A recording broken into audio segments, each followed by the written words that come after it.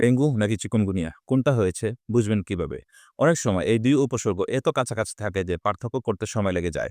তাই ২ মিনিটে বলে দেব উপসর্গগুলা যাতে কাছাকাছি হলেও পার্থক্য কোথায় সেটা বুঝতে পারেন। জ্বর ২ ক্ষেত্রে আক্রান্ত ব্যক্তির জ্বর এলেও ডেঙ্গুর জ্বরে এখন তীব্র তাপমাত্রা থাকে। আর চিকুনগুনিয়াতে আক্রান্ত ব্যক্তির ক্ষেত্রে ১ম এই জ্বর এলেও ২ থেকে ৩ দিন পরে তার তীব্রতা খুব বেশি থাকে না। পরে থেমে, থেমে আবার রোগী জ্বরে আক্রান্ত হন। সেটা কখনো, কখনো ১০২ ডিগ্রি থেকে ১০৪ ডিগ্রিও হয়ে থাকে।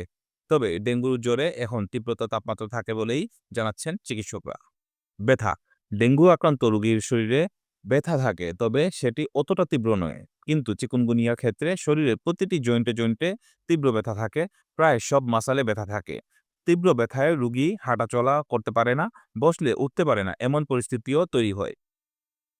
রেশ ডেঙ্গুর ক্ষেত্রে ৪ থেকে ৫ দিন পরে শরীরে লাল, লাল রেশ হয়, তবে চামড়া কালো হয়ে যায় না। কিন্তু চিকুনগুনিয়ার ক্ষেত্রে অনেকের গায়ের রং কালো হয়ে যায়, চামড়া উঠে, তবে রেশ তেমন হয় না। প্লাটিলেট চিকিৎসকরা বলছেন ডেঙ্গুতে প্লাটিলেট কমে যায়, ফলে রক্তক্ষরণ হয়, কিন্তু চিকুনগুনিয়ায় প্লাটিলেট কমে যাওয়া বা রক্তক্ষরণ হয় না।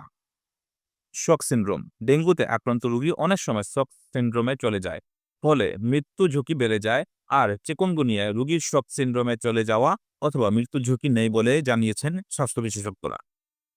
অন্যান্য অঙ্গের ক্ষতি অনেক সময় এক্সপ্যান্ডেড ডেঙ্গুর কারণে আক্রান্ত ব্যক্তির লিভার, হার্ট, কিডনি সহ শরীরের নানান অঙ্গ ক্ষতিগ্রস্ত হতে পারে।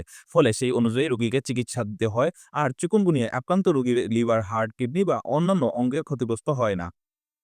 তবে ২ রোগের ক্ষেত্রেই খাবারে অনীহা দেখা যায়। আর চিকুনগুনিয়ার ক্ষেত্রে মৃত্যুর ঝুঁকি না থাকলেও দীর্ঘমেয়াদে ভুগতে হয় আক্রান্ত রোগীকে।